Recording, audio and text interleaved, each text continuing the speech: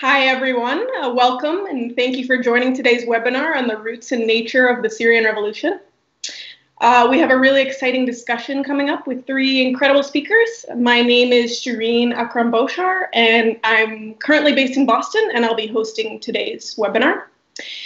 The webinar is the first in a series focused on the history and politics of the Syrian Revolution, which will feature webinars on imperialism and anti-imperialism, feminist politics in the Syrian Revolution, the second wave of uprising in the Middle East, North Africa region, and connections between Black Lives Matter, Palestine, and Syria. Check out our Facebook event page to find the details of these upcoming webinars. Before I introduce our speakers, I want to thank Haymarketbooks and Pluto Press for hosting this teach-in. We need bold, radical ideas right now, and it is critical we support independent publishers. You can do this by buying books directly from Haymarketbooks and Pluto Press. This video will be recorded and shared afterwards on the Haymarketbooks YouTube channel. Subscribe to the channel, like this video, and share with as many people as possible. We'll have time for Q&A. Please post your questions on the live video feed wherever you're watching it, and we'll get to these later in the program. If you want to turn off the comments stream, you can just close the comments window. Now it's my pleasure to bring in Anand Gopal, Yasser and Loubna Mrie. Anand Gopal is an award-winning journalist who's produced vital research and writing on Afghanistan, Iraq, and Syria. His forthcoming book on Syria will focus on the city of Membersh and its two-year revolutionary experiment. Yasser is an assistant professor of sociology at Emerson. He's co-founder of the Global Campaign for Solidarity with the Syrian Revolution.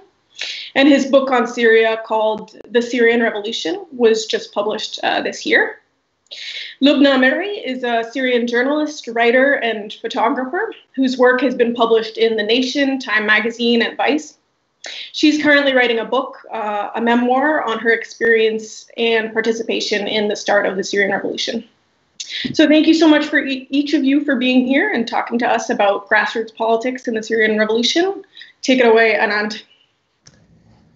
Thank you. It's great to be here, and I want to apologize in advance because I haven't had a chance to have a haircut in like 5 months, so I apologize for that. So usually when we talk about the Syrian Revolution, we usually start in 2011 with the protests. But I actually think that starting in 2011 obscures a lot of the context and actually makes it difficult or more difficult to understand it, because the revolution, like any revolution, is a really complicated event. So what I want to do today is to actually take a step back and look at some of that context by trying to relate to you the history of Syria with an eye towards trying to explain why the revolution happened and why the revolution took the form that it did and the trajectory that it did. So I'll start by focusing in on a place that I've been working on a lot, which is the Euphrates River. You've probably heard of the Euphrates River. It's one of the, cradle of civilization. It's a place that's been inhabited for tens of thousands of years. It runs north to south in Syria, and it's in the eastern part of Syria. And today, if we think about major Syrian cities like Deir ez-Zor, Raqqa, which was the capital of ISIS, and later, sadly, was more or less razed to the ground by a horrific American bombing campaign.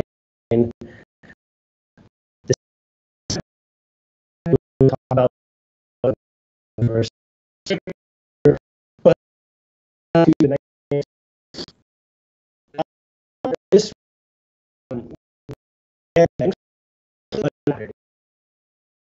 nobody loved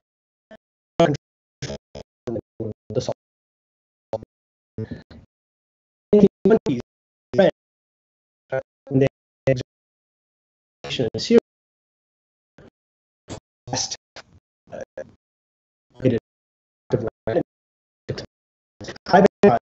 the land that was held formerly by the Sultan, and they gave these lands to their allies and to people who were loyal to them, primarily tribal sheikhs and businessmen, in exchange for their services for helping to quell nationalist resistance against the colonial occupation. So they went to tribal sheikhs and gave them vast tracts of land, like tens of thousands of acres.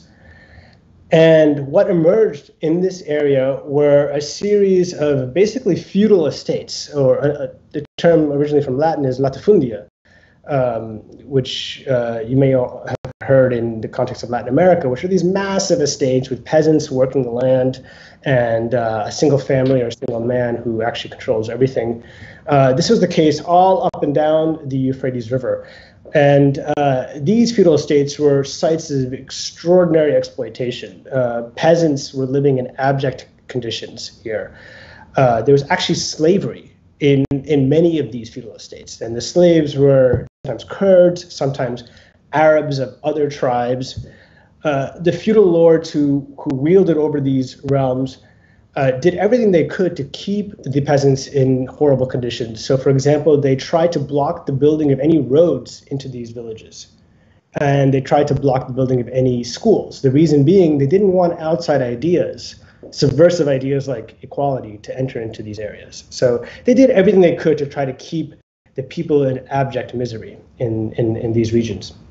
And just to give you a sense of how unequal the land ownership was in the 20s and 30s and 40s, if you look all up and down the Euphrates, which is about 500 miles in Syria, just 40 men owned 90% of the land. That's tens and tens of thousands of acres owned by just 40 men. And just 10 men owned 70% of all irrigated land. So that was the scene on the Euphrates in 1946 when Syria won its independence. And for the next decade or so, Syria engaged in a democratic experiment. There was actually a flowering of democracy in those years. In 1954, Syria undertook what was probably, I think, the first democratic election anywhere in the Arab world. There was freedom of speech. There was the growth of political parties. Unions emerged in this period. And the main political actors who were leaders of the biggest political parties at this time were actually some of the same people who wielded over these feudal estates. And they called themselves liberals, and they would argue for freedom of speech. So, for example, in Damascus, you had these liberal elites who are saying we need freedom of speech and freedom of assembly, at the same time as they were maintaining these vast feudal estates in the countryside in the Euphrates and actually maintaining slaves. This isn't unique to Syria. This is actually the story of our own country, in fact, and many other places, that the contradiction of liberal elites who claim to be talking about freedom, in fact, and at the same time as they are implicated in the most abject forms of oppression and exploitation that one can imagine. What all of this meant is in the 1950s, the question of land became the central question, the central political question, because land ownership was so exploitative and so unequal. The liberal elites did their best to maintain that system of land ownership while championing other forms of freedom. So naturally, this created opposition to them, and a huge space to the left emerged, and left-wing parties began to emerge in the late 1940s and the early 1950s. One example of a left-wing party was the Syrian Communist Party. But the Syrian Communist Party was mostly based in cities, and they were mostly oriented towards the urban working class. Another left-wing party that emerged, that was much more successful, was the Ba'ath Party, the Arab Socialist Ba'ath Party. And a central plank of the Ba'ath Party was to orient on the question of land and on the horrible conditions of the countryside. One of the slogans they had was that essentially each person who tills land should have the land that he tills. So land for the person who works the soil. So with this type of slogan and with this type of orientation towards the peasantry, the Ba'ath Party grew extraordinarily rapidly. So I think in 1949, in the elections, parliamentary elections in 1949, the Ba'athists had like just a couple of seats in parliament. By 1954, they had quintupled their share in parliament. They went from a party of 500 to 1,000 people to within 10 years to like 50 to 100,000 people. So they became a mass party. And the reason they became a mass party is because they were the only party in Syria at the time willing to tackle the core question in economic life at the time, which is the question of land. So the democratic experiment failed in 1958 when there was a coup and Arab nationalists took power. A series of coups ensued. Various different groups overthrew each other. By the mid-1960s, the Baathists firmly were in control of power. And one of the first things they did at that point was to actually follow through with their basic platform, which is to do land reform. So they broke up these massive feudal estates. They divided up the land and handed it out to the peasants. They ended slavery. This is very interesting because slavery existed more or less in various guises on the Euphrates River until 1963. They ended slavery, they distributed land, and they broke up the power of these magnates, these massive feudal lords. And in doing so, they actually erected a political system which was unique in the history of Syria and actually was something they inherited from the Arab nationalists before them. And I want to describe a little bit of how this political system works because it's very important to understand it if we're going to understand the subsequent trajectory. So what they did is, on the one hand, they banned all independent political activity. So they banned unions, independent unions, they banned independent political parties, the right to strike. Strikes were banned at that point. And at the same time as they did that, they set up all these government-controlled bodies. So they created unions. They banned independent unions, and they created government-controlled unions. They banned independent political parties, but they allowed government-controlled political parties. So if you wanted to take part in political life, or if you wanted to be in a union to be able to better your working conditions, you had to do it through the government-controlled institutions. At the same time as they did that, they also set up a economic system that created what was essentially a social welfare safety net. So I'll give an example in the Euphrates region. What they did is they took a lot of the land, and after distributing it to peasants, they created what were called agricultural cooperatives or collectives. And these agricultural cooperatives functioned in such a way as to the state would provide seeds to you, the farmer who's a member of this cooperative. The state would provide seeds to you at a subsidized price.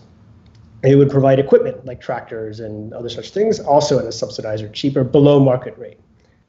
Then it would provide to you cheap credit, so you can use that credit to buy the tractors and buy the other things you need to grow your crops. And then the state, and this is very crucial, the state would guarantee that they would buy the produce that you grew. So that means that no matter what happened in the world, if there's a drought or if the price of cotton collapsed or whatever, you as a farmer would still be guaranteed an income because the state had guaranteed to buy X amount from you. So what this system effectively did was create a kind of a baseline guaranteed income and a social safety net that sheltered the poorest members of society from the vicissitudes of the free market. So now you have two things that the Baathists did. On the one hand, they eliminated all independent political activity, and on the other hand, they created a type of social safety net. Not a very good one, but at least one that kept the very poorest of the society from abject poverty. And this trade-off between surrendering independent political rights and getting a basic social safety net is a type of social contract. It's a social contract in the sense that you agree to surrender your right to organize independently as a union, and in return, we will, give you basic health care and basic welfare.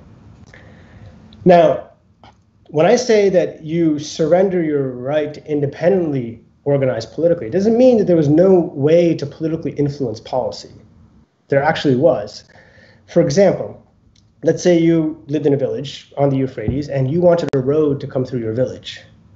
Now, you couldn't elect somebody to go to the city council or to the village council because there was no free and fair elections. It was all controlled by the regime. You couldn't protest for it because those were banned. You couldn't strike for it. That was banned. But what you could do is you could see if your friend or your cousin or your neighbor could get on the peasants committee or could get on the Ba'ath Party committee or one of the other committees.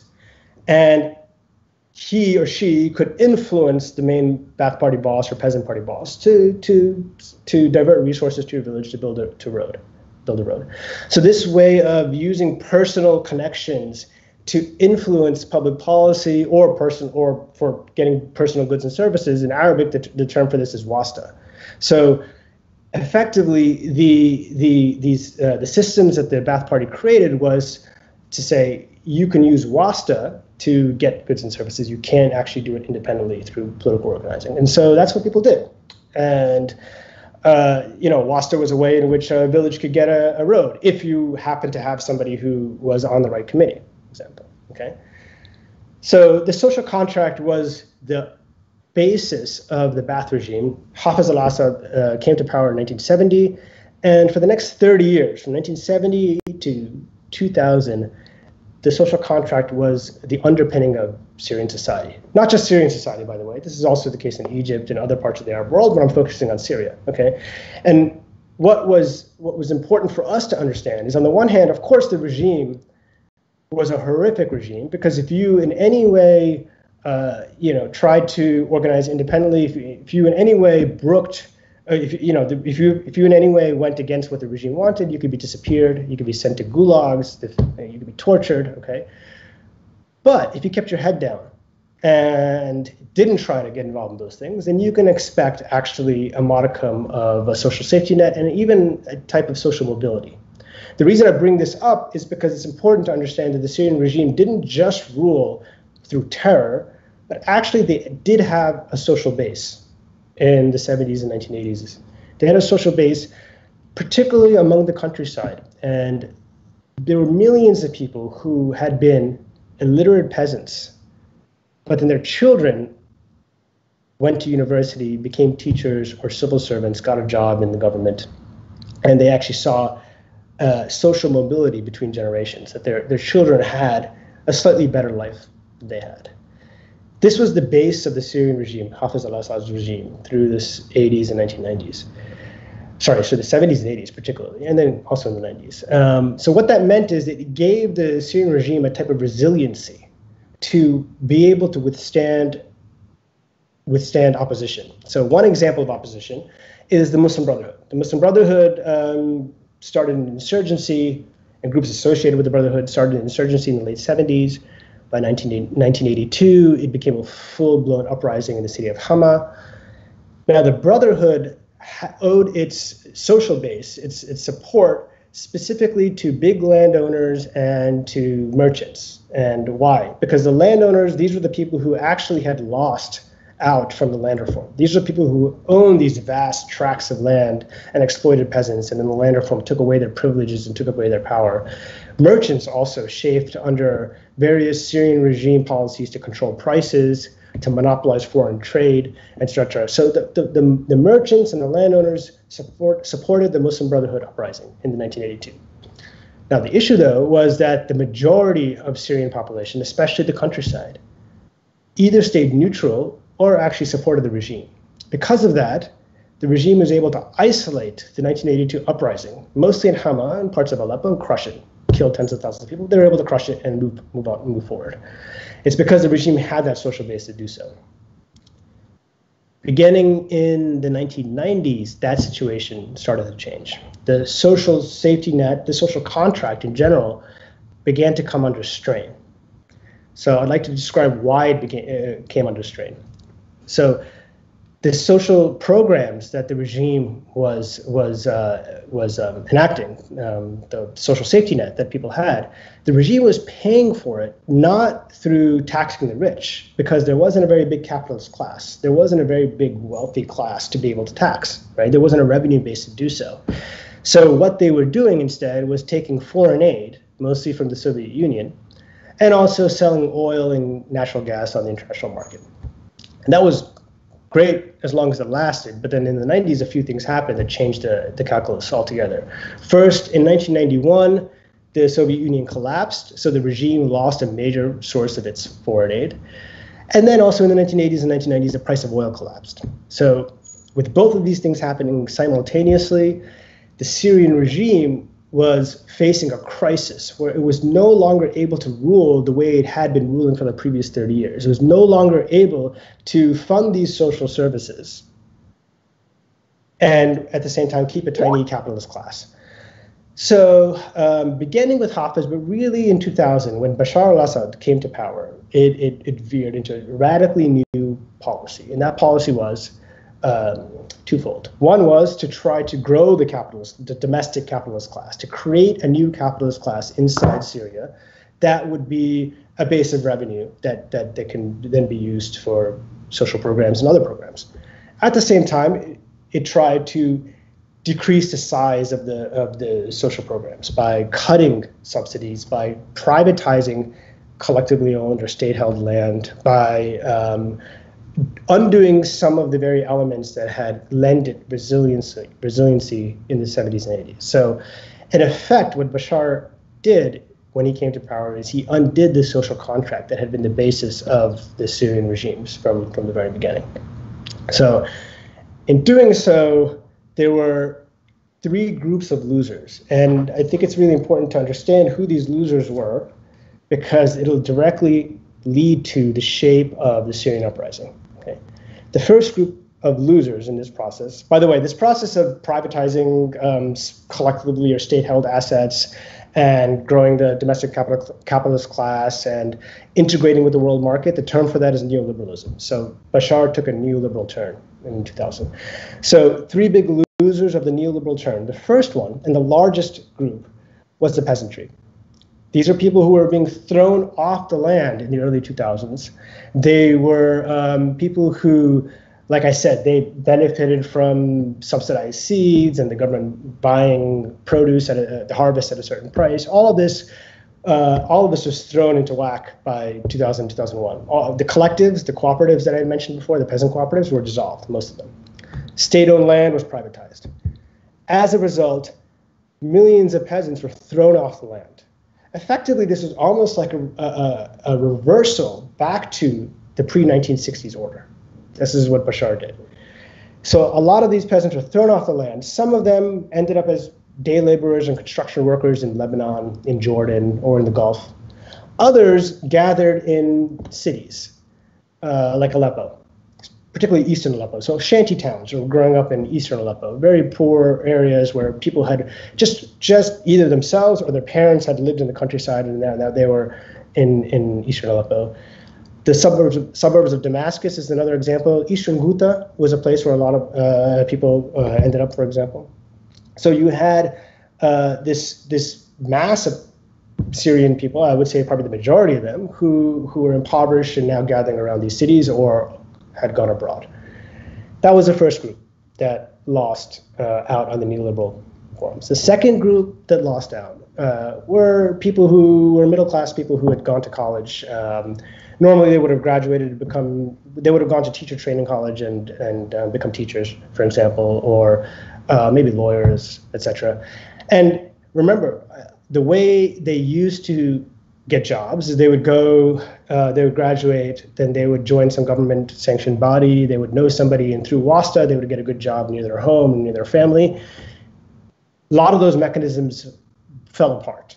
Now to have WASTA, you had to really know somebody who's really closely tied in with the leadership of the regime. So a whole generation of people who normally could have had WASTA or those personal connections through the various government-sanctioned bodies in the 60s and 70s and 80s no longer were able to do that. So it's almost like there was a privatization of WASTA itself that happened.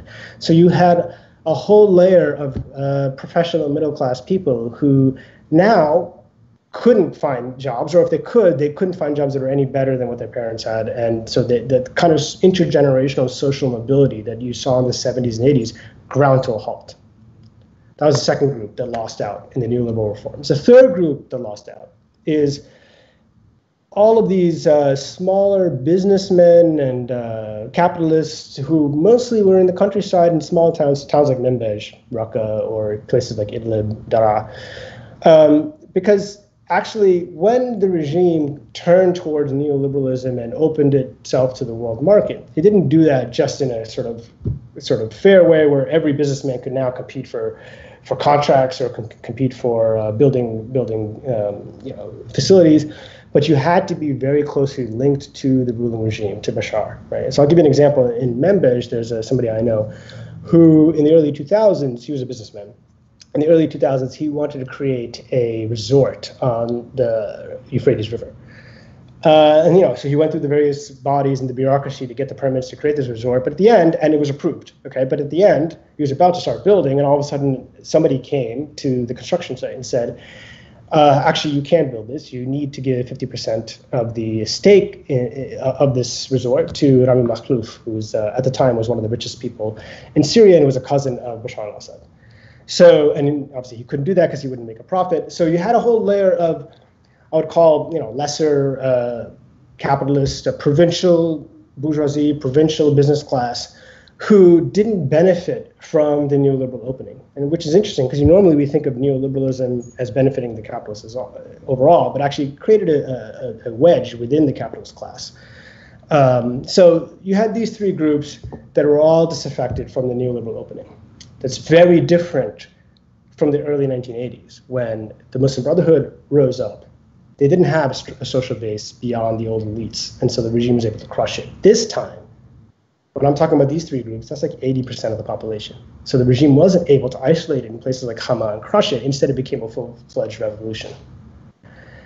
So just to wrap up, I want to just point to two issues here, which I think are important to contend with if we're going to think about how the revolution proceeded. The first is that you'll notice that the communities I'm talking about, the groups that lost in the revolution, the peasants, this middle class, and these provincial elite, most of them are not in Damascus or in Western Aleppo or not in the places where wealth and capital and all these things are concentrated. They're in the hinterlands.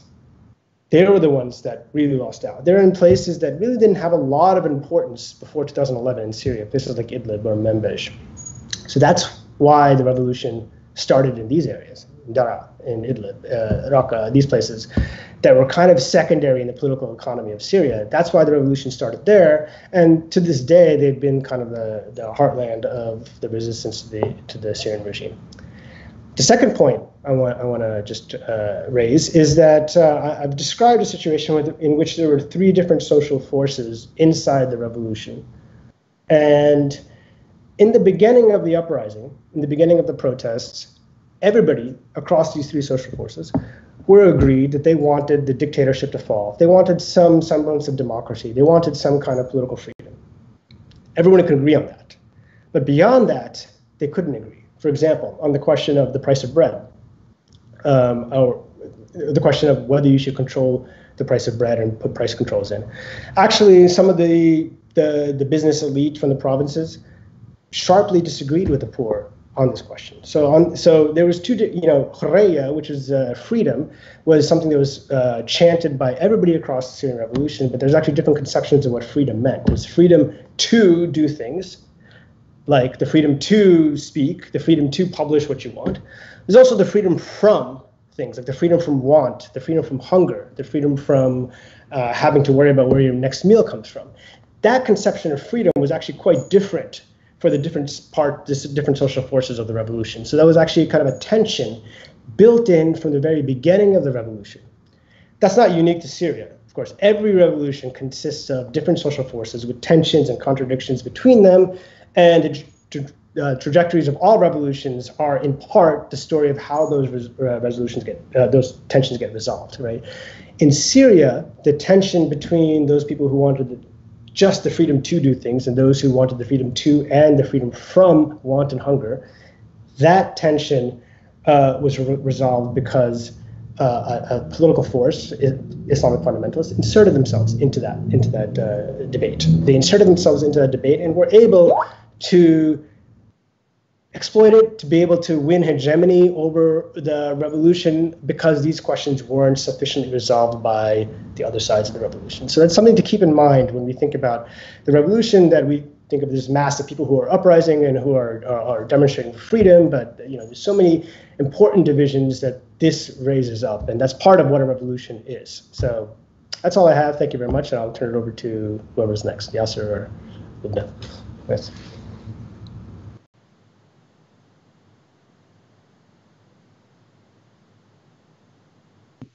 Yasser, you're muted. Could you unmute yourself? Sorry for that.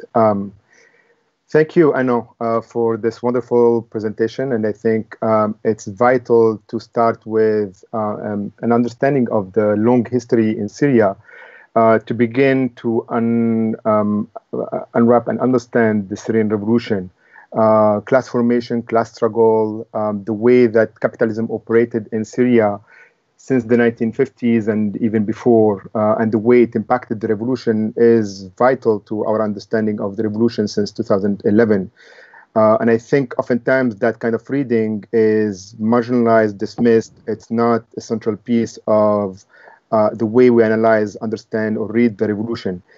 And so what I'm going to try to do here in 20 minutes, very briefly, is to propose a way to think about the revolution, to explore a revolution, some of the conceptual tools that we are required to deploy to begin to look at different layers of the revolution, and then describe some of the revolutionary activities very briefly, obviously in 20 minutes, and try to focus a little bit on Aleppo and what happened in Aleppo as a case study, which I think we can understand a lot from. So to begin with, we have to understand that this revolutionary process has to be positioned or be understood in the context of structural violence in Syria. That dates back, we can always go back and trace it back, but at least to colonial Syria and post-independence. And that structural violence has different dimension components: economic, political, and cultural. And one of the main pieces of that, the pillar of that violence, is the prison system, and that's one of the dimension that we are going to explore in this web series in the coming weeks, because we can't understand the violence in Syria without exploring the genocidal violence of the Assad prisons. It also involves daily humiliation and dehumanization of Syria, and in part Syrians began their uprising as an uprising for dignity, and they were demanding that dignity, the politicized dignity. They were marching and risking their lives for dignity. And they were confronting an authoritarian culture where people worshipped Assad in different ways, where the slogans were, "We love you, Assad," or "Assad for eternity and beyond eternity," and so on and so forth. And people who tried to understand the revolution by beginning in 2011 can't really comprehend the trauma of the Syrian people and what they went through in the past several decades. And obviously, there is the economic dimension, as Anand described, the question of land reform in the 1960s and 70s, and then the neoliberal policies later are central to our understanding of the revolution. So the question is why the Syrian revolution is oftentimes dismissed, it's denigrated, it's demonized, and in some cases it's unthinkable. People don't necessarily deploy the concept of a revolution to explore what happened in Syria, and they come up with all these different readings that doesn't involve a revolution or revolutionary culture. And I want to argue that in fact, the Syrian revolution is one of the cornerstones of the revolutionary wave that began in 2010 to 2011.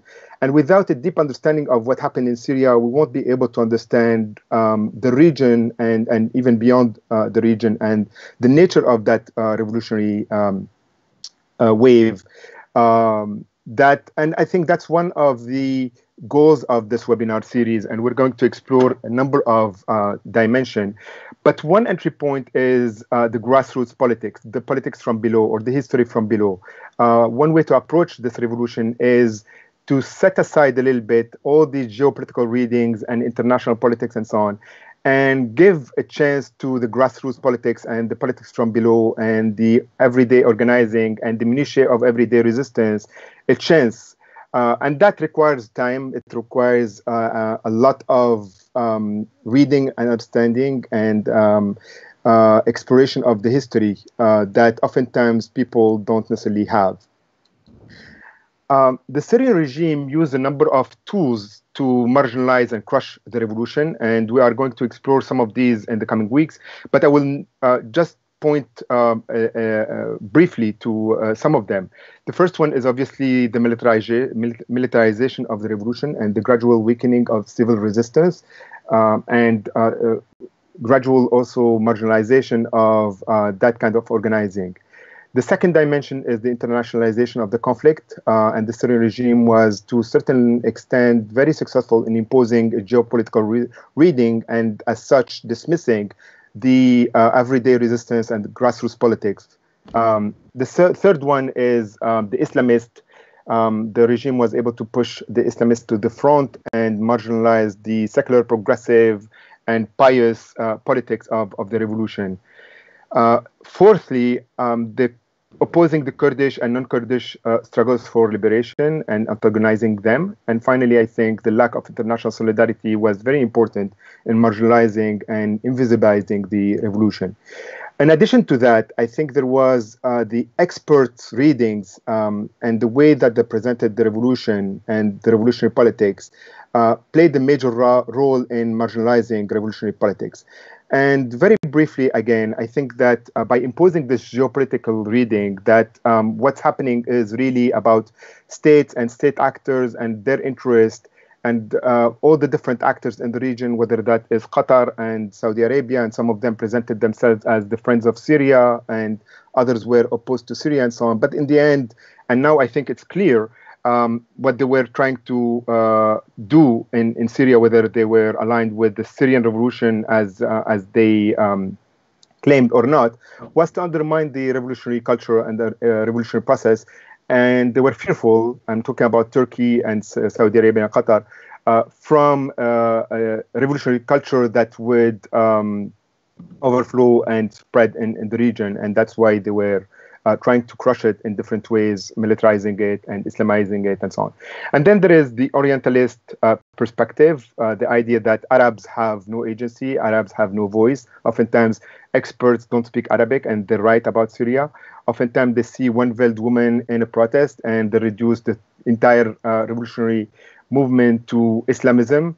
They argue that Assad is at least secular as opposed to revolutionary who are pious and Islamists, forgetting that Assad's prisons are full of women who are tortured, raped, and killed on a regular basis. And yet Assad is presented as the feminist in the equation, as the secular, as pushing for feminist policies and rights.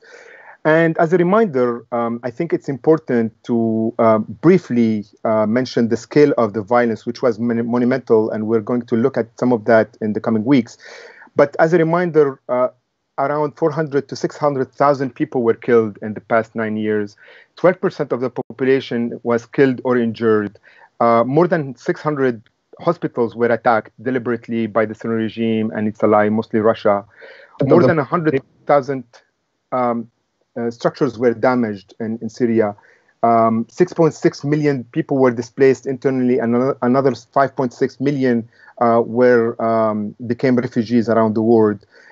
More than 14,000 documented deaths under torture in Assad's prison, and more than 100,000 people are detained or disappeared in Assad's prisons. And that is part of an ongoing campaign that many Syrians are trying to shed light on that violence that oftentimes is forgotten or not really in the picture. But to go back to the grassroots movement and the revolution culture, and I was briefly in Syria for several months at different stages in 2012 and 2013 and 14. And what I saw was rebellious people trying to liberate different regions in Syria, rebuilding the new Syria from the ground up, trying to get rid of the prisons and the authoritarian culture and end humiliation and torture and corruption. And they were willing to sacrifice their lives to do that. And they were involved in creating unions and free societies of lawyers and doctors and teachers and students. And there were hundreds of newspapers and newsletters. And what's interesting is there was such a culture in the 1950s. Oftentimes people forget that before Ba'ath comes to power. And people were replicating some of that. And they were creating autonomous zones in different places. early on, they created the local committees, something that also existed in the early 20th century during the first revolution against the French. They were creating those local committees in neighborhoods, villages, universities to organize the protest and coordinate among themselves. And Omar Aziz, one of the important intellectuals who played a major role in the Syrian Revolution, an anarchist intellectual, formed the first local council in Berzeh, and hundreds of other councils were formed later in other places. Aziz was later detained and died in prisons. And later on, local councils began to rebuild the new Syria, despite the violence and despite the daily bombing in some cases. They were organizing, people were organizing strikes and makeshift hospitals and safe houses for activists and civil disobedience. All sorts of resistance was employed in Syria. But I think that the main thing was the protests that were daily and oftentimes weekly. The Friday protests were much larger, and they were setting the tempo of the revolution. People would organize mass funerals for those who were killed by the regime, and then thugs of the regime would come at those funerals and attack the protesters and kill more people, and such the cycle would continue week after week after week. And online organizing was obviously essential, and arts played a major role, as we will see in a few weeks. The Dabke dance was also instrumental and very important, very much like what dance did in South Africa to end apartheid there.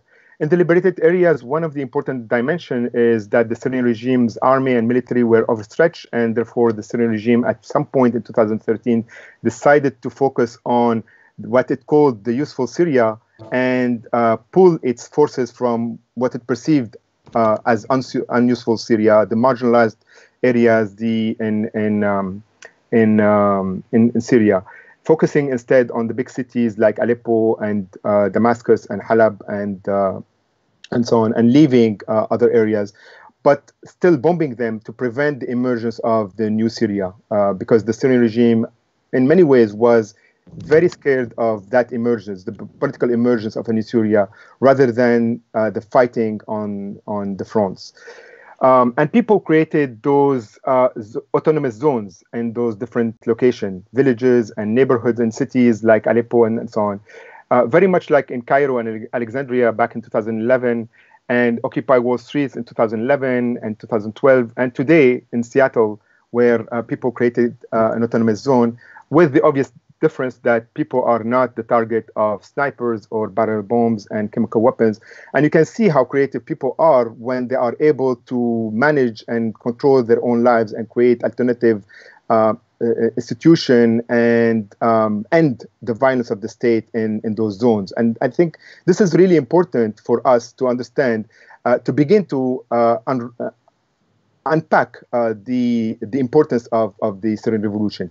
Very quickly, Aleppo, I think, is one of the most important hubs or spots for the revolution process. And I think it's primordial or very important to understand what happened there, to understand the geography of the revolution. In Aleppo, there was organizing on a daily basis, and some neighborhoods were liberated very quickly, much earlier in a certain way than others. That included the Aleppo University and neighborhoods such as Sakhur and Marje. And then the protest spread to other regions. People were trying to reach the central square and were trying to replicate what happened in Tunisia and in Cairo and in Egypt.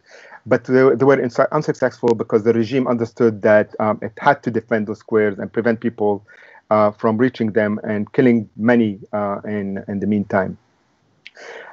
So the Aleppo University was a big hub, and I think one of the important dimensions of that is that it has 70,000 students.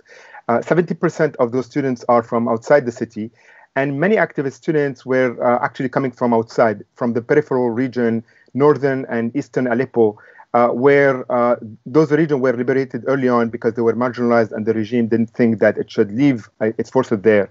And so the students were bringing that revolutionary culture to the university, and they were bringing all that expertise that they were learning in their villages back to the university, but also back to Sakhur and Marje and other neighborhoods where they had acquaintances and they had friends and families that lived there. And that's why, to understand the geography of the revolution in Aleppo, it's very important to look at the spatial politics and where people came from, and where that revolution culture was traveling and how.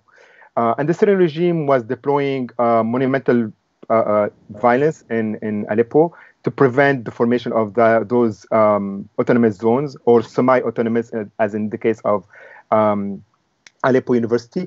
Aleppo University was the only autonomous or semi-autonomous zone that was left in Western Aleppo. The rest of the Western Aleppo was controlled by the regime because it's mostly upper and upper class neighborhood.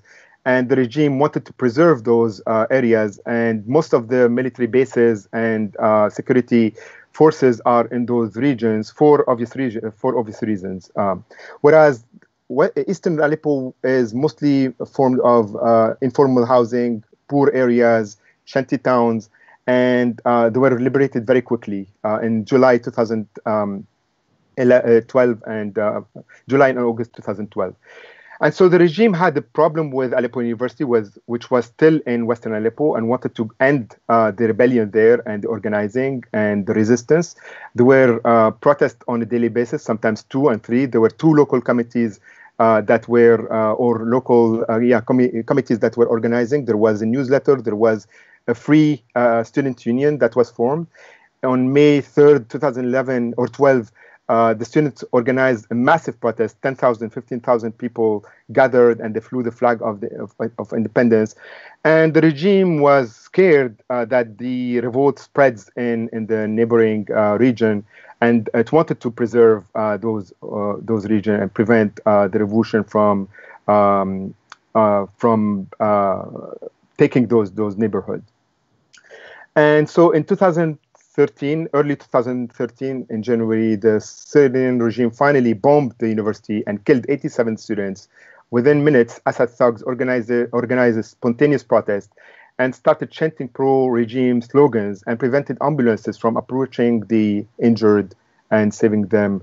Just to give you an idea of the culture of violence in Syria and how protesters were operating within that culture of violence, and they were risking their lives on a daily basis.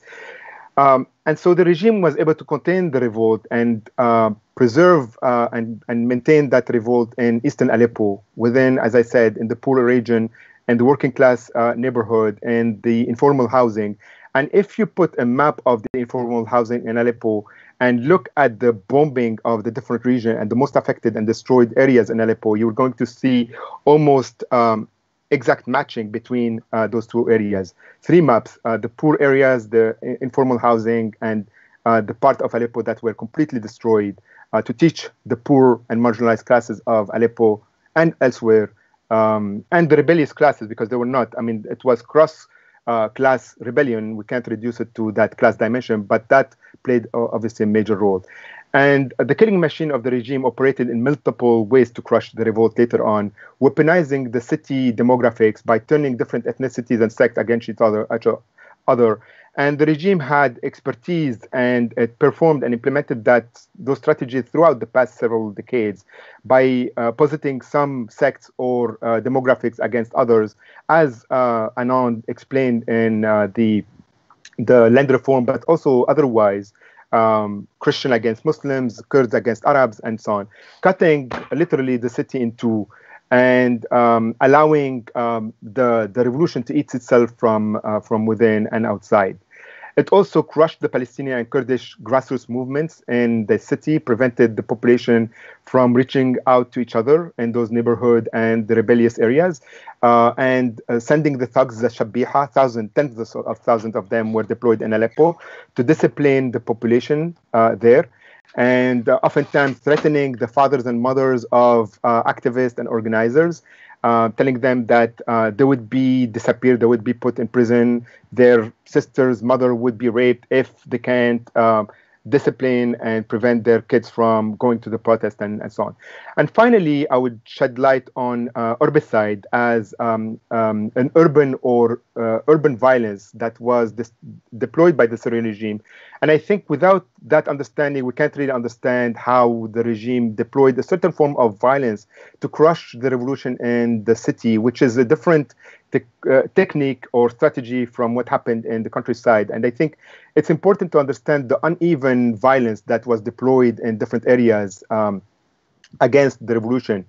And so herbicide was deployed in Aleppo, and it combined vertical and horizontal power. The vertical power was the combination of air power, dropping barrel bombs, but also putting snipers on high rises and the mosques and the luxurious hotels and so on to target protesters and activists, and oftentimes ambulances, and in some cases mentally ill and disabled individual, and playing games. For example, today we're going to target pregnant women. The following day we are going to target left arm of people without killing them, and so on and so forth. And then there was the horizontal power, which was basically crisscrossing the city with lethal checkpoints. Many people lost their lives, or they were detained at those checkpoints. And so I would end and conclude by saying that the level of violence, the monumental violence that was used in Syria by the regime and by its allies, Russia, Iran, and Hezbollah, is important to understand and dissect and understand the specificity of it and so on. And I think that kind of presentation would require hours for us to really understand. But we have to understand that type of violence was deployed because it was confronted with resistance in the city. And the same thing can be said also about the Syrian Revolution.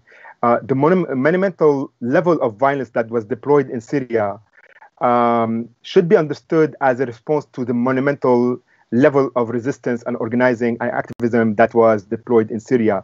And without understanding that equation and trying to dismiss that and reducing the violence to just chaotic and irrational violence, I think we missed the point of the Syrian Revolution. That monumental violence should be understood as fear from the revolution, from the revolutionary culture, fear from revolutionary spirit and culture from spreading the culture in the region. And that's why all the people, all the actors that were involved in the revolution were involved in a certain way to crush that revolutionary violence, that revolutionary spirit of the revolution. That could be understood in Aleppo, but we can't reduce the geography of the revolution to what happened in Aleppo. And we need to also look at what happened in other regions. Thank you.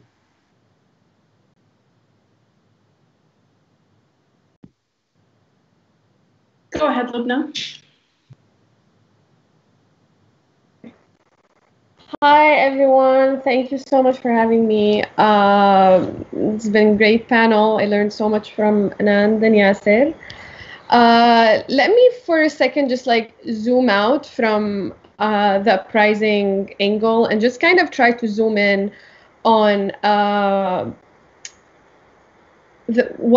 despite all the horror and the repression that Yasser was speaking about, in how the Syrian government repressed this uprising, despite all of this, why so many people did not side with the Syrian revolution. And in my personal opinion, I think the silent majority in Syria is the reason why this uprising was not successful. We have so many people who were against the protest, who were actually, on the rooftops, as you mentioned, Yasser, sniping at activists. And kind of these people for so many Syrians were like the heroes, these people who are protecting the country from the chaos. And I don't know if that's going to be related to our panel, but I feel that just explaining where the support from the Syrian government comes from can kind of help us understand why after 10 years we still have people arguing that this uprising was not for them, although they were not that supportive of the Syrian government. So as I mentioned before, sorry, I'm going to read from my notes. So as I mentioned before, not many people joined the Syrian uprising, and in my opinion, I feel it's mainly because of the Syrian government media narrative. During the first week of the uprising, the Syrian state TV did not broadcast anything about the Syrian uprising.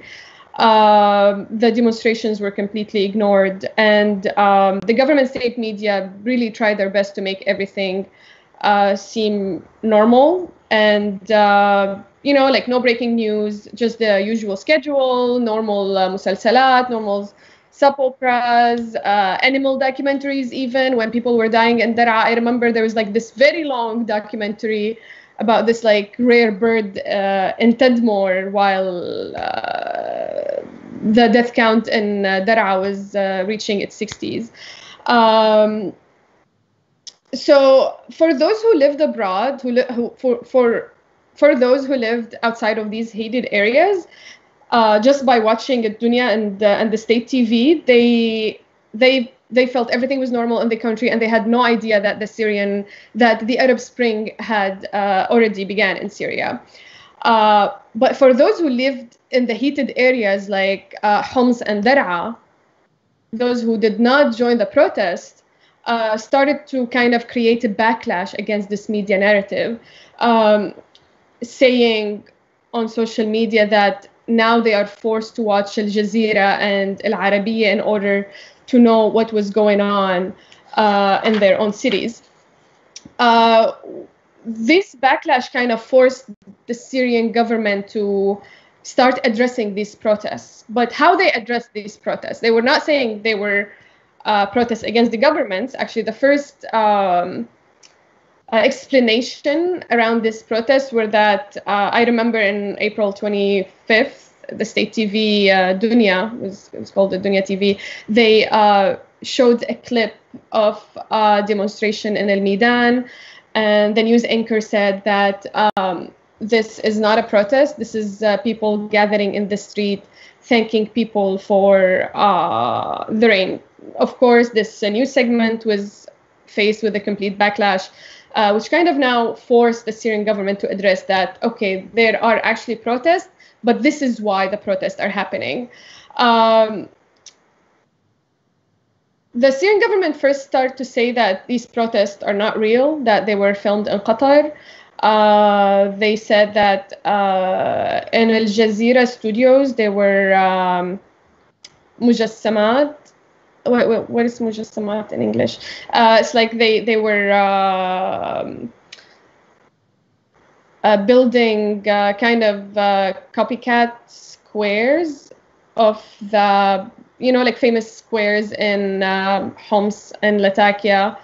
And they said that Al Jazeera was staging all these demonstrations in their own studios. Another narrative the Syrian government really tried to push, that everyone who went to the protest and every person who was, and like every protesters who was brainwashed by Al Jazeera media, they joined the protest because they were paid. I don't know if you guys know about this, but the Syrian government were saying that when you go to the protest, you will be given a kebab sandwich wrapped with 500 lira. And Al Jazeera and Qatar were sending pills with Al Jazeera logo. You take the pill and you say Allahu Akbar in the street. So like, I know, like, as ridiculous as it sounds, so many people believe this narrative. So many people believe that, okay, we are being under attack now by Qatar, by all the Salafis. And I remember in my hometown, in Jable, people actually believed that they were really under threat, that people took out their arms and they started to patrolling the streets. We called them back then Lijan Sha'biyya. And in my opinion, like this, the existence of the Lijan Sha'biyya kind of forced those who were not able to decide which side to take, to actually take a side. Because if you're watching the TV all day long and you're kind of what's the word? It's like you're skeptical of what the Syrian government media is trying to tell you, but then you see your neighbor patrolling the street under your house with a gun. Part of you will believe that you are under danger, that you are under threat, and you have to take a side. I I know I'm trying. I will probably focus more on the public support now in the coastal area, because it was very surprising in the Alawite community to see even those who were against the government, and even those who spent years in jail after under the Syrian government, siding against the uprising. I don't know if Fateh Jamous was Alawite, but he's like one example of former detainees by the Syrian government. Like, this person spent 18 years in jail for criticizing the Syrian government. I don't know if Yasser can correct me on this, but I think he was a part of a social, like the Communist Party. Anyway, so this person spent 18 years in jail, and when the uprising started, he sided completely against the revolution, saying that, okay, I am against the government, but I don't want to be part of an uprising that is led by the Salafists, or like an uprising that is against the Alawite existence. I also actually had a family relative who spent 5 years in jail for an article he wrote back in 95. And growing up, I always remember this person as someone who would always speak about the day that he dreamt of the day where he would see all Syrians in the street, and like Syrian waking up and Syrian challenging the government. Like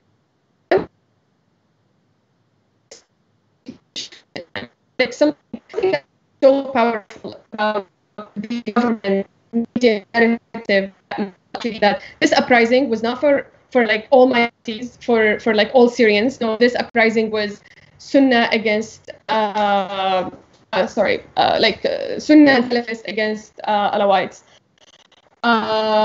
And the uprising and during the protest were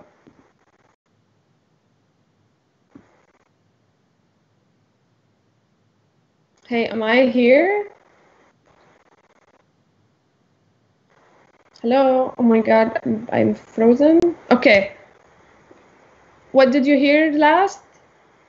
This whole Skype thing is really, I'm not like not a technology person.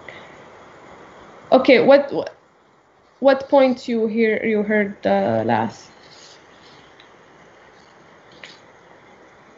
Okay, so like this whole media narrative that this is not an uprising for all Syrians, it's an uprising led by Sunni against Alawites,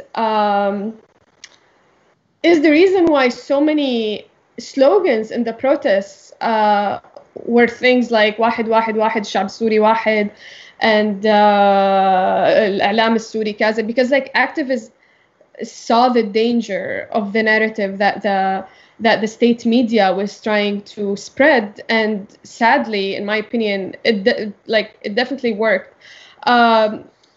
And it worked for so many reasons, and I think one of the main reasons is the brainwashing we grew up with in Syrian state schools throughout years in ابتدائي and إعدادي and ثانوي. You're always forced to memorize speeches by the president. You're always forced to believe that you are on this desk because of the president. You are always believe that, okay, now we have dams, like you have water, you have electricity because of this president. There is something about the history of Syria, which Anand was speaking about, like I had no idea about.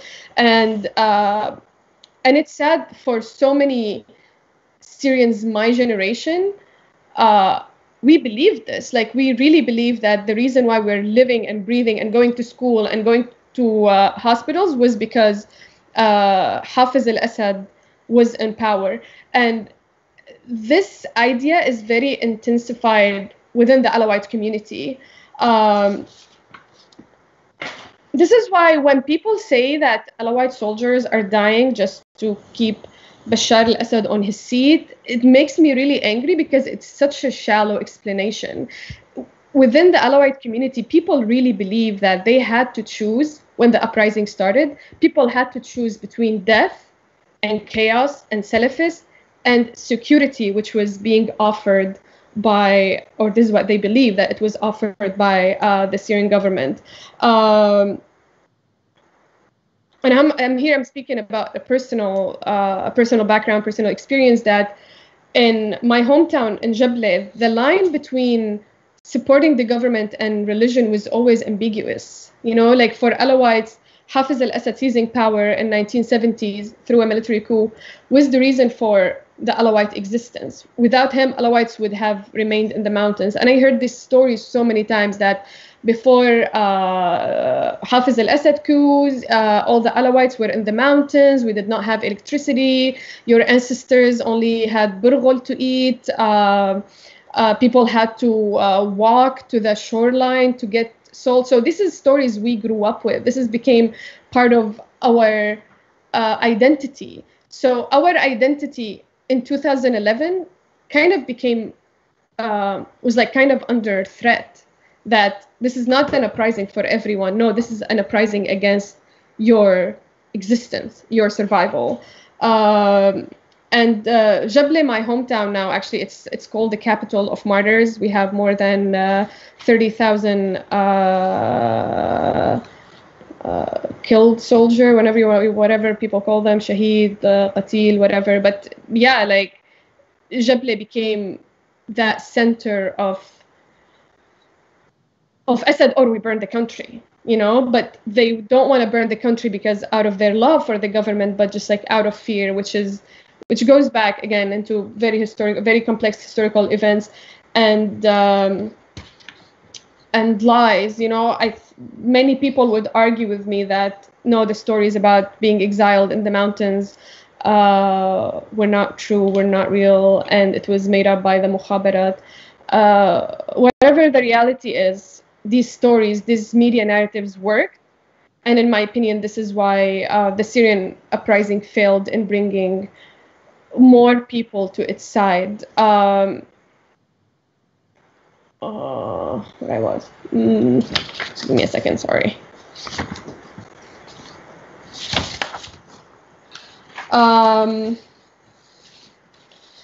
Yeah, I think that's in short. I think, in my opinion, today, after 10 years of the Syrian war, of course, it's very important to speak about the beginning of the uprising and that people had every reason to rebel against the Syrian government. But also, in order to understand the chaos that happened after, we really need to understand the root causes of the extreme support of many people towards this government. Even though they were like kind of not that supportive of the Syrian government, they felt the uprising did not represent them. And yeah, actually, like in my book, I'm trying to kind of to revisit all these like events, all these answers. Did activists didn't do enough to kind of bring more minorities to their side? Did we made a huge mistake by not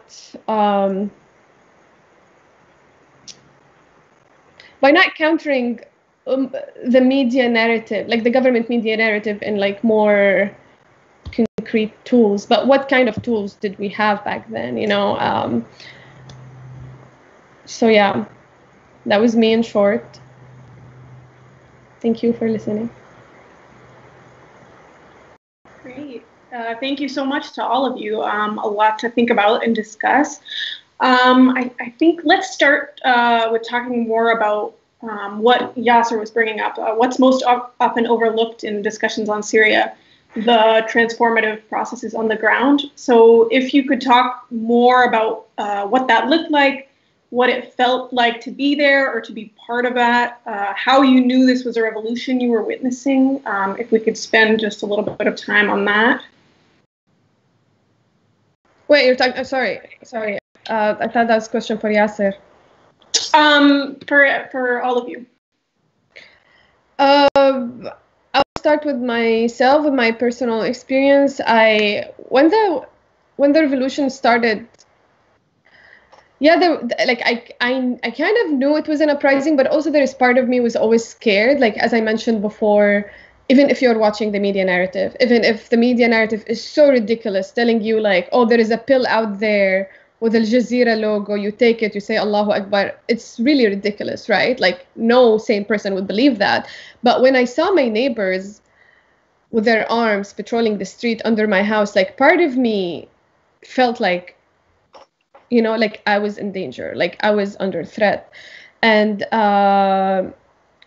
actually seeing my neighbors patrolling the streets kind of took me back to 2004 when the Kurdish uprising happened. Back then, of course, it was not presented in the media as a Kurdish uprising. It was presented in the media as simply as the Kurds in al-Qamishli are creating problems. الأكراد عم يعملوا مشاكل.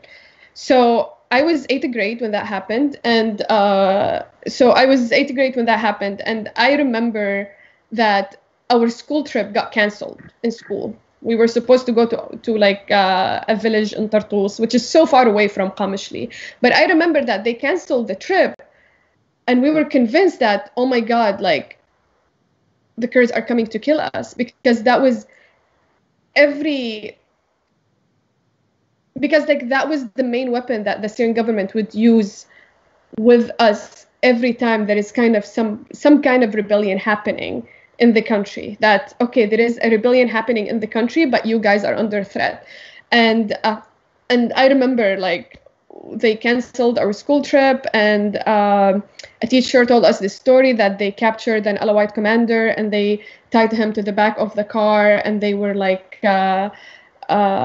sahel, I don't know the word in English. It's like when you put someone, I don't know, Yasser, can you help me with English? Pulling him the back, yeah, pulling him. Yeah, it's like they tied him to a car and they pulled him till his skin came out. Like, that was a story I was told when I was eighth grade about the Kurdish uprising. Like, this is all what we knew. And so to jump back to 2011, there was this kind of fear that we don't know what was going on. We don't know if it was an actual uprising and we were under threat. So I was kind of like, it's not in between. Like, I kind of knew it was an uprising, but of course I was scared till I went to a protest, and then I saw people being killed in front of me. And I went to a protest like out of complete curiosity. And I do believe that so many Syrians my age went to protest in 2011 really out of curiosity, because, you know, before 2011 we didn't really have like that political awareness. We didn't know anything about the history of the government. We didn't know what the government even did in Hama. This is things I learned mainly after 2011 and 2012.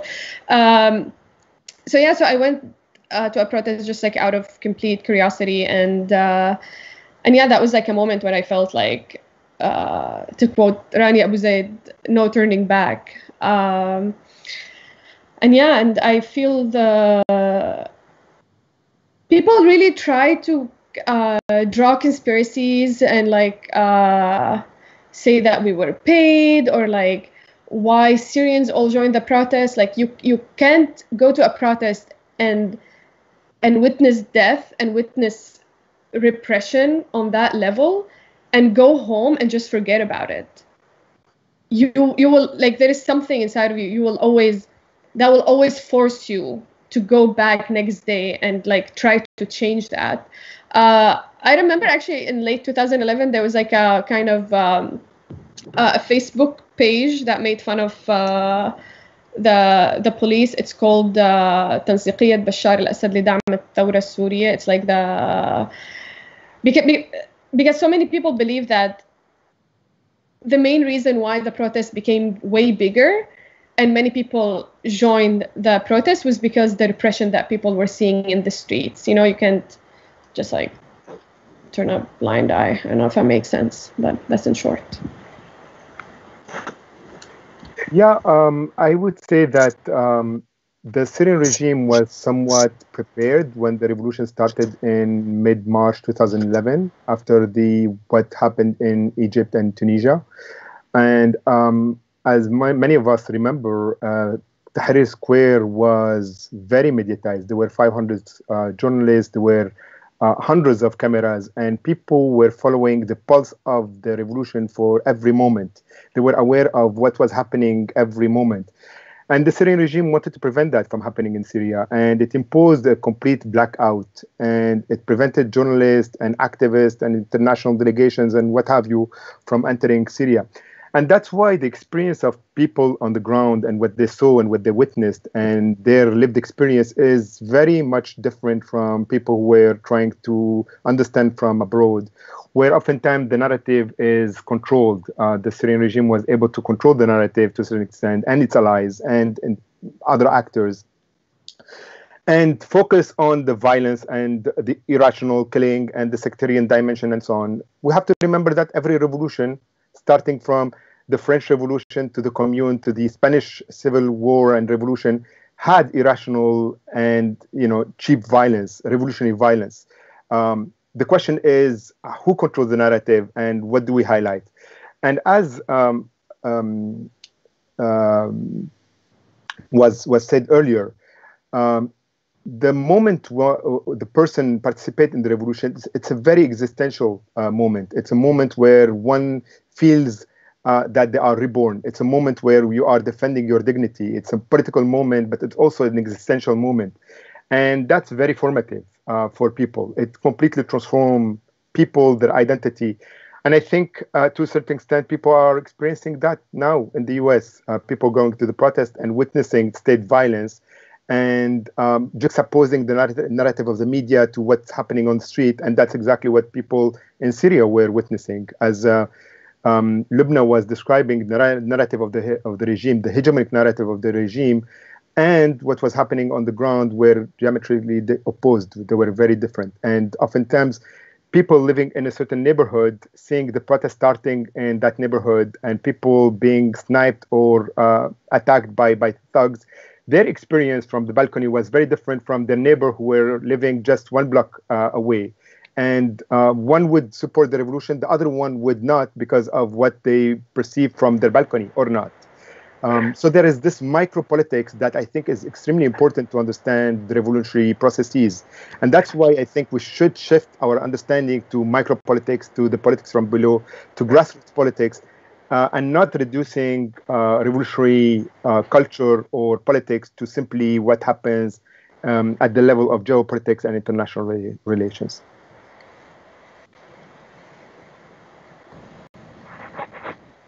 Do you want to take a stab at that question, Anand? Sure. Well, the question is, when did I realize it was a revolution? Or how did it look, I guess, from the ground when you were, I know you spent time in Membersh. Yeah, I mean, the first time I came to Syria as a journalist, as opposed to as a tourist, was early 2012. And this was shortly after I had spent a lot of time in Egypt during the Egyptian Revolution and Libya when Gaddafi was overthrown. So what struck me immediately when I came to Syria was just how similar the protest movement and the resistance movement was, both in discourse, both in iconography, in the conceptions of what they thought they were fighting against. They thought it was a sort of broader international struggle that they were part of. So in some senses, it looked very familiar. Of course, it verged pretty quickly because of the repression of the regime. So yeah, I mean, I went to towns and cities that were liberated, that had expelled the regime. And as Yasser had mentioned, they were then confronted with the question of how to run a town or a city in the absence of government services. And there you saw the extraordinary creativity of people to do everything from just keeping trash collection alive and keeping the lights on to forms of governance. So a lot of these towns had local councils that acted as sort of mini governments. In Membersh, there was a revolutionary council as well as like a custodians guard council above that. There was kind of like a mini parliament. So there was these kind of remarkable experiments of self-governance that were taking place all across these regions. And I guess I'll just add quickly on a couple of the comments that Loubna had said about the Alawites.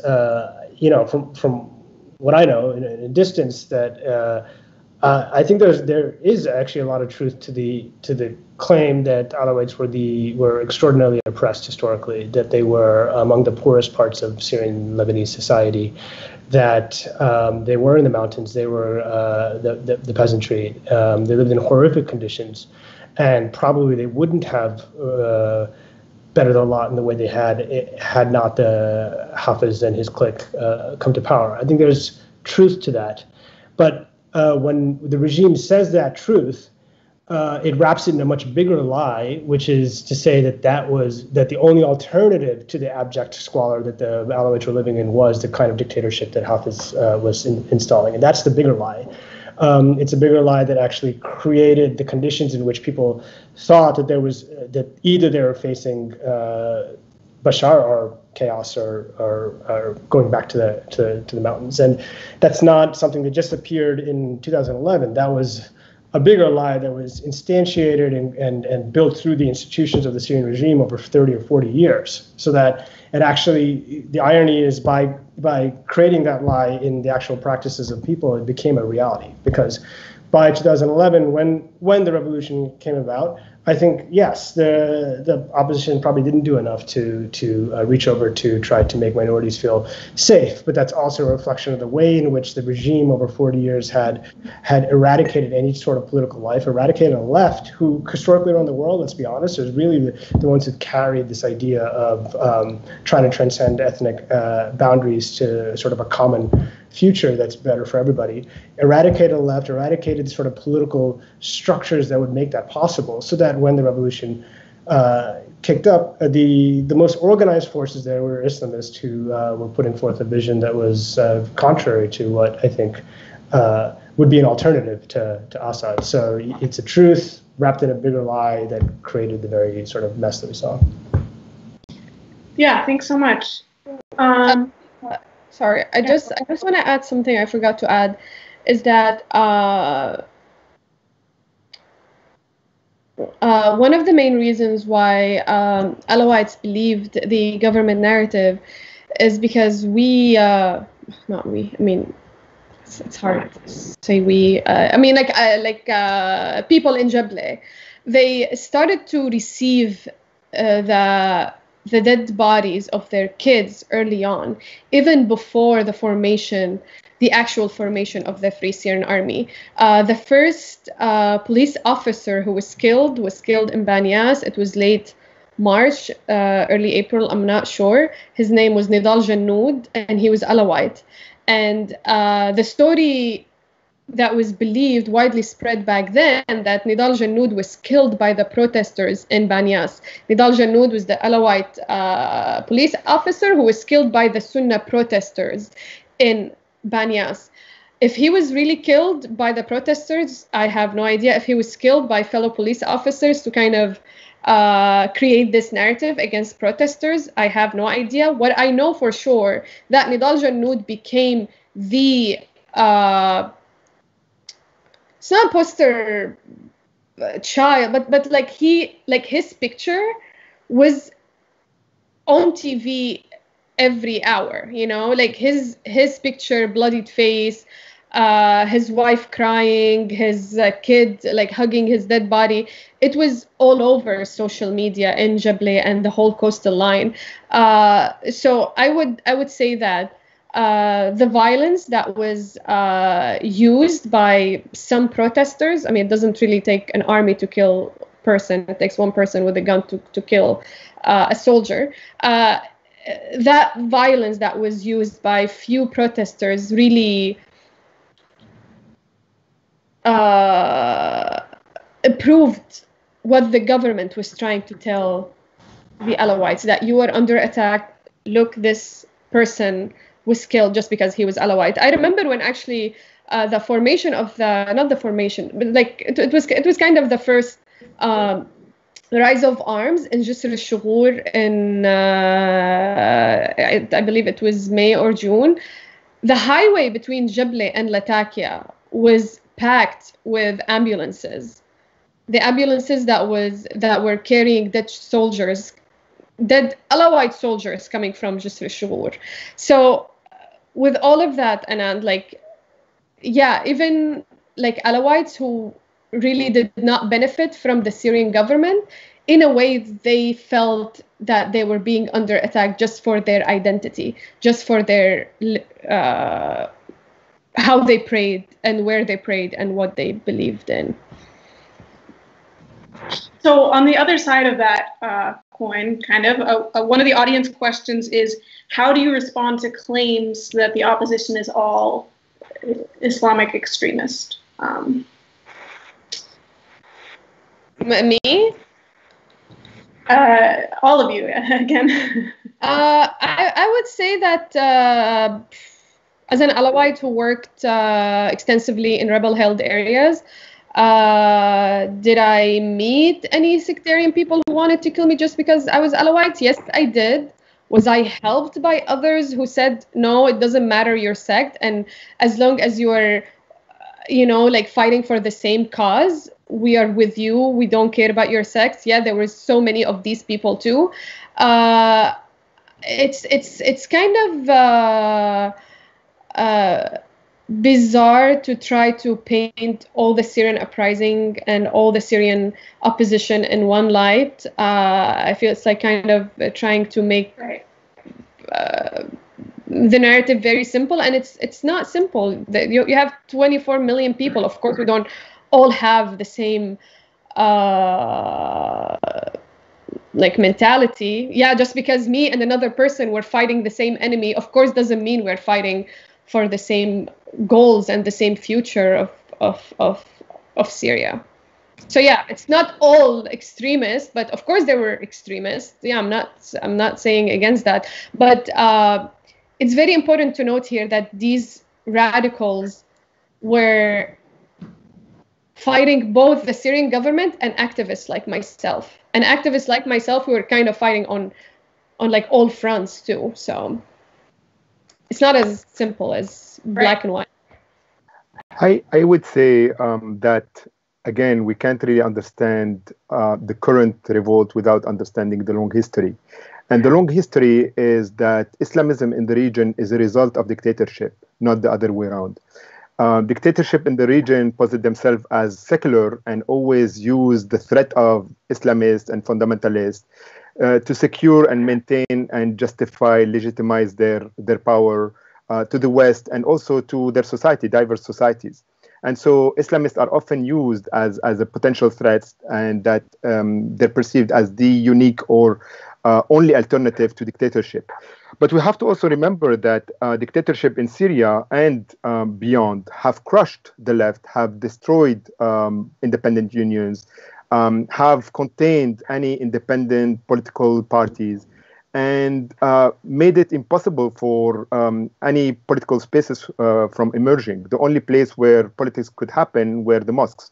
And after crushing the Islamists in 1980s, the Assad regime, like many others in the region, for example, allowed Saudi Arabia to fund Islamist Salafi in Syria, fund schools and fund sheikhs and so on, openly as an alternative to the Muslim Brotherhood.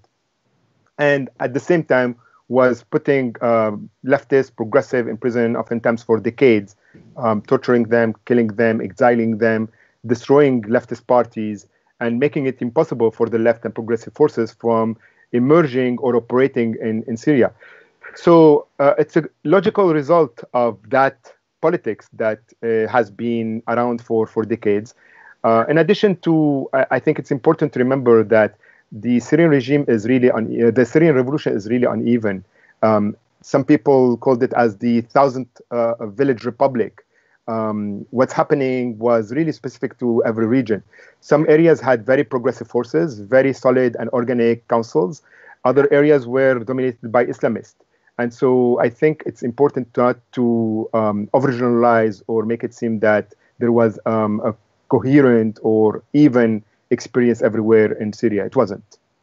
Also, can I just say one thing that I found it really Islamophobe from people who try to paint all, they try to paint a village or a city or like a group of people as extremists just because they are wearing headscarf. And I've seen that a lot happening on social media, just because a girl is in Idlib live on Facebook trying like to explain what's happening there. Like their main question is like, oh, they're forcing you to wear the hijab, or like why you're covered.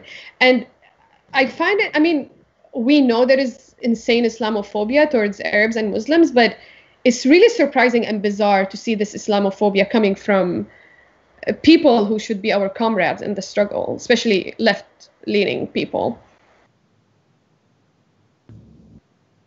Yeah, I'll just add that, I mean, anytime a government or a state somewhere is facing opposition or resistance, the government will try to paint it in terms that justify violence against it. That's obviously what Trump is doing when he calls all Black Lives Matter protesters Antifa, for instance. It's what the American occupation in Iraq did when it tried to claim that everyone who was resisting against the occupation was Al-Qaeda. This is just a standard way in which states respond to threats to its power, and we should have the critical faculties to be able to recognize that Syria is not exceptional. We should not have a Syrian exceptionalism, that somehow Assad is telling the truth, but all other states everywhere else are lying about this. And just to make it more concrete, for example, in the city of Membersh, Membersh was liberated from the regime control in July 2012, and then for about 18 months, it ran itself as like this kind of mini republic just in that city. At the time, there was 13 newspapers that were in circulation. Before, there was just one state-controlled newspaper. Now there's 13. And if you look at those 13 newspapers, they were ran the gamut from liberal to secular to Islamist or everything else. It was a hodgepodge of various political tendencies, all at the same time. There was around 40 different groups that were like incipient political parties that are all there at the same time. Again, you had Islamist groups, you had liberal groups, you had kind of putatively non-ideological groups, you had everything all at the same time. Finally, there's a temporality to it because in the early years of the revolution, the liberals and the secularists and all these were in the majority, 2011, 2012. Over time, the quote-unquote extremists, the Islamic fundamentalists, became hegemonic. And there's a whole process in which that happened that has to do with the violence of the regime. It has to do with the ways in which foreign states like Qatar were intervening. It has to do with the question I mentioned before about the divisions within the revolution. So all of that has to be understood. It's very simplistic to say that they're just all Islamic extremists. Thank you so much. I'm sorry we didn't get to all the questions, but we are at time now. There's so much more to discuss, so I hope everyone does join us in the rest of our webinar series. The next webinar is next Saturday at the same time, so do find and check out our Facebook page, which will have all the webinars and their details listed.